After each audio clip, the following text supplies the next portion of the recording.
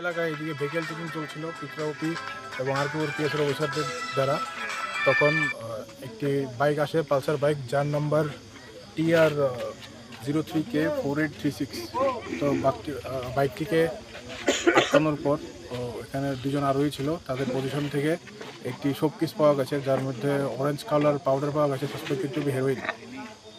তারপর আমরা ওদেরকে ডিটেইন করেছি এবং বাকি প্রসিডিউর চলবে অ্যাজ পার NDPS অ্যাক্ট।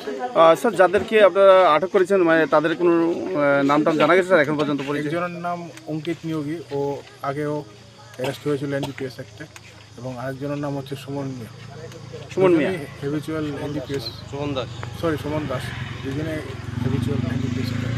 তো তাদের বিরুদ্ধে কি স্যার কোনো NDPS মামলা নেওয়া হবে স্যার? এখন প্রপার প্রসিডিউর ফলো করার পর NDPS অ্যাক্টে একটি মামলা নেওয়া হবে।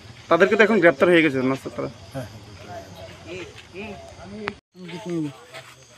আজকে যে এই ড্রাগসগুলি পাওয়া গেছে, এই কাটতে আনছো রজ্জলি থেকে? না স্যার, আমি আনছি না। কাটতে আনছো? আমি বাগানে আইছি।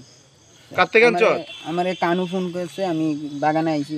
আমি আনছি না, আমি আনছিও না, আমি গেছিও না, আমি বাগানে আইছি। তুই ব্যবসা করছ নি?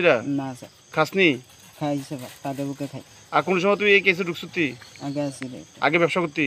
হ্যাঁ, আগে করতাম, আগে গেছি। আমি অন ব্যবসা করি না অন কাটা করে স্যার, আমি ব্যবসা করি না। আমার কানু ফোন করছে, খাইতাম।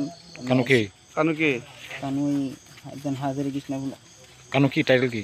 কানু দাস। মাল্টিকার কাছে পাওয়া গেছে? মানে পাওয়া গেছে এনে। কোন তো সাইকেলের ভিতরে কেমনে পাওয়া গেছে? না না, সাইকেলে না, সাইকেলে না, মানে এর মালটি আছে কেমন? তুই একলা মালটি কেন আনছে? আমি একলা না, 3-4 জন আছে। কেটা কেটা নাম রে? আমি, কানু, সুমন দাস, 3 জন আছিলাম। তো তিনজনে মিলে ব্যবসাটা করস? না।